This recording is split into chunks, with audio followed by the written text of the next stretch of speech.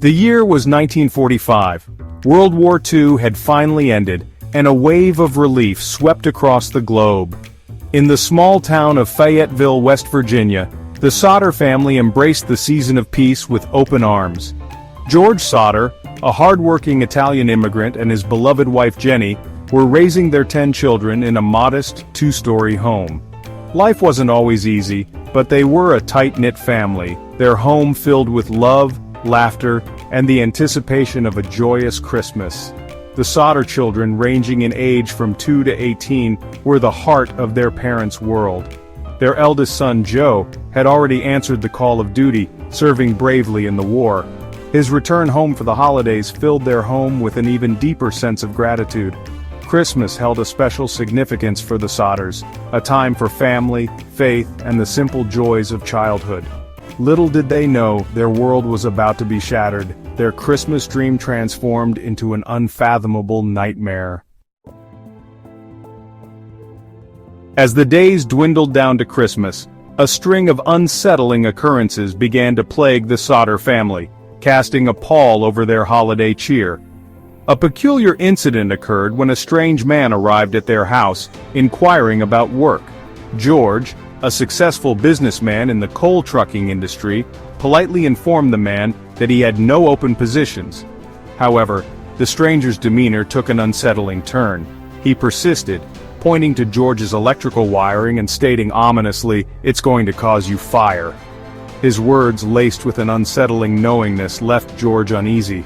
The man's warning, although dismissed at the time, would later haunt the Sodders, becoming a chilling foreshadowing of the tragedy to come. Adding to the growing unease, the Sodder children reported seeing a pair of strange eyes peering at them from a passing car. Christmas Eve arrived, and the Sodder children were brimming with excitement.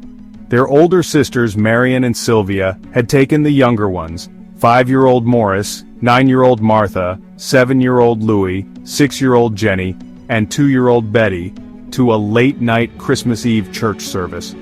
The service ended, and the children begged to stay up a little longer to play with their new toys. Jennie, their mother, relented, allowing them to stay up while the rest of the family went to bed. Around 12:30 a.m., Jennie was awakened by a strange noise, a thud on the roof, followed by the sound of something rolling.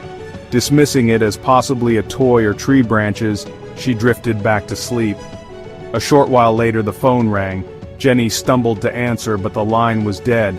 Then the unmistakable scent of smoke filled her nostrils. Rushing to the stairs, she was met with a horrifying sight. Flames were engulfing the back of the house. George Sodder awoke to his wife's screams and the suffocating smell of smoke. His heart pounded in his chest as he realized the gravity of the situation. His house was on fire, and his 5 youngest children were trapped inside. Adrenaline surged through his veins as he raced into action. He charged into the inferno, his lungs burning, his eyes stinging from the thick smoke. He fought desperately to reach the stairs that led to the children's bedrooms, but a wall of flames blocked his path. Outside, the fire raged with terrifying intensity. Neighbors rushed to help, but their efforts to extinguish the blaze seemed futile. The fire truck, inexplicably delayed, arrived late, only adding to the Sodders' despair. As the flames died down and the smoke cleared, a chilling realization gripped George and Jennie. 5 of their children were missing. Frantically, they searched the ashes, their hearts breaking with each passing moment. But there was no sign of the children, no charred remains, nothing but ashes and debris. Section 5. Whispers and Shadows, Sightings and Missing Clues. The days that followed the fire were a blur of agonizing uncertainty for the Sodders. The authorities, after a cursory investigation, concluded that the fire was accidental, likely caused by faulty wiring. The missing children, they surmised, had perished in the fire, their bodies incinerated beyond recognition. However, the Sodders refused to accept this explanation. Their parental instincts screamed that something was terribly wrong. Their suspicions were further fueled by a series of baffling discoveries. The ladder, which George always kept propped against the house, was inexplicably missing. The phone line, discovered to be cut, hinted at foul play. Witnesses came forward claiming to have seen the missing children in the days following the fire. A bus driver reported seeing the children in a passing car on the night of the fire. Another witness claimed to have seen the children at a roadside diner, accompanied by two adults who fit the description of the suspicious men seen around the Sodder property in the weeks leading up to the fire. Section 6. The Labyrinth of Theories: Who or What Took the Sodder Children? The mysterious disappearance of the Sodder children captivated the nation, becoming one of the most baffling missing person cases in American history. Theories abounded, each attempting to make sense of the unexplainable. Some speculated that the children had been abducted, possibly by individuals with a vendetta against George. Others whispered of a possible connection to organized crime, pointing to George's outspoken criticism of Benito Mussolini's fascist regime in Italy. Could the fire have been a deliberate act of arson, intended to cover up the children's kidnapping? The lack of concrete evidence only deepened the mystery, leaving investigators and the public alike grappling with more questions than answers. The possibility of an accident, although the least sensational theory, could not be entirely ruled out. Could the fire have started accidentally, and the children, disoriented and terrified, fled into the night, their remains lost in the surrounding woods? Section 7. A lifetime dedicated to the search. The Sodders never gave up. Despite the lack of answers, the Sodder family refused to give up hope. Driven by an unyielding love for their children, they embarked on a tireless search that would consume their lives. They distributed thousands of flyers with the children's pictures, offering a reward for any information that could lead to their whereabouts.